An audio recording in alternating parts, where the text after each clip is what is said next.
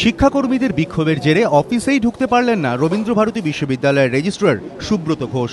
ডান বাম কর্মী সংগঠনের মিলিত বিক্ষোভে ফের নৈরাজ্যের ভ্রুকুটি মরকতকুঞ্জে। খতিয়ে দেখে প্রয়োজনীয় ব্যবস্থা নেওয়া হবে বলে জানালেন উপাচার্য। ঘটনার সূত্রপাত বৃহস্পতিবার। ওই দিন বৈঠকে বসে বিশ্ববিদ্যালয়ের ফিনান্স কমিটি।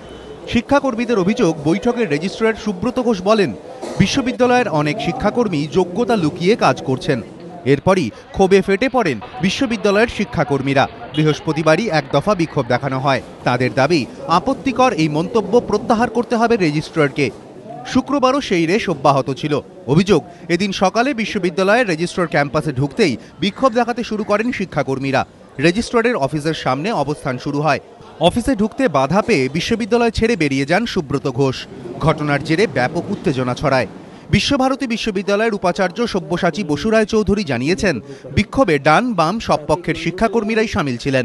সংগঠনগুলির তরফে তাঁর কাছে স্মারকলিপিও জমা দেওয়া হয়েছে। তিনি বিষয়টি খতিয়ে দেখে প্রয়োজনে তদন্তের নির্দেশ দেবেন।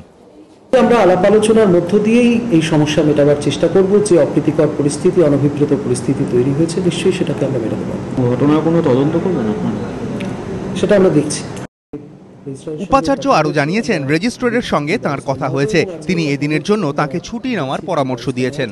অন্যদিকে ঘটনা নিয়ে মুখে কুলু পেটেছে কর্মী সংগঠনগুলি। তাঁদের দাবি, উপাচার্যই তাঁদের মুখ খুলতে বারণ করেছেন।